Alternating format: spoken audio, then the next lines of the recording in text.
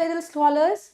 How are you all? I hope you all are fine. So today we will be starting with a very interesting chapter, Bolu the baby elephant. As everybody likes elephant or baby of elephant is very sweet and very calm.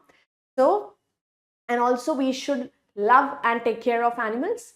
So in this chapter, there is a small elephant, Bolu. तो let's no कि वो कहाँ पर रहता है, कौन उसका ध्यान रखता है, तो ये सब चीजें हम इस चैप्टर में पढ़ेंगे. So let's begin the chapter. Chapter 6, Bolu, the baby elephant. About the chapter, in this chapter we will meet Bolu, a baby elephant. We will learn where he lives and who takes care of him. What does he love? With whom does he play?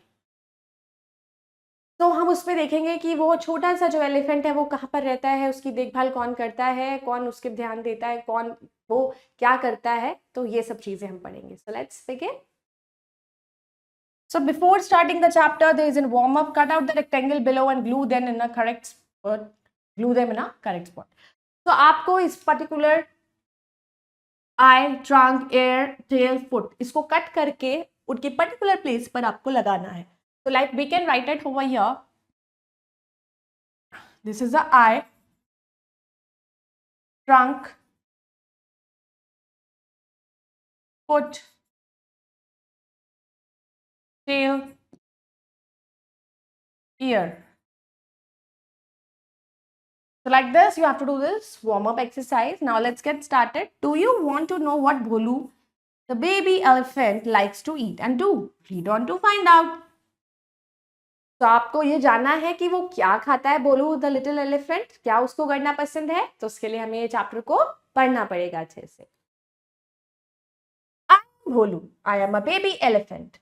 I live with my family in a big temple in Kaladi.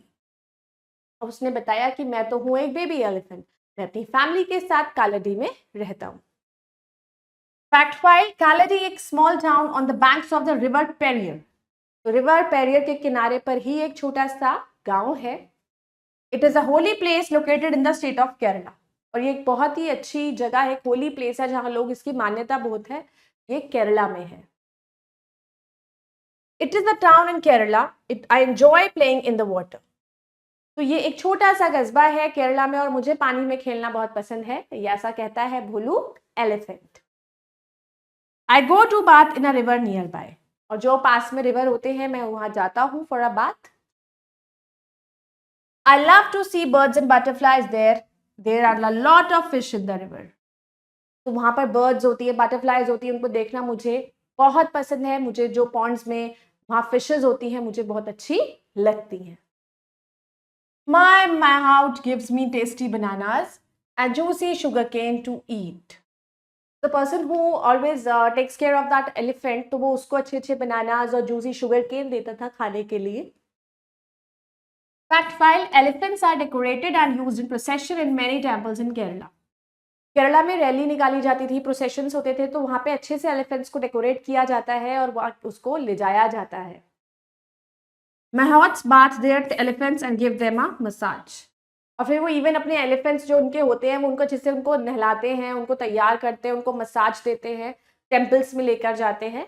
So that is a kind of a festival which is held in Kerala. On festivals, my family and I decorated beautifully for a temple procession. तो वो baby भोलू और उसकी family को अच्छे से decorate किया जाता है फेस्टिवल्स के लिए specially. The temple priest very kindly gives me some payasam as I am very fond of it. तो जो वहाँ priest होते हैं टेम्पल में वो उनको पायसम वहाँ की डिश है जो खाने के लिए देते थे, वो उनको बहुत पसंद है. Payasam is a special sweet dish prepared on festivals. तो पायसम एक ऐसी स्वीट डिश है जो वहाँ पर फेस्टिवल्स पे मोस्टली बनाई जाती है. I feel happy when people play with me. I also love to play football with my friend.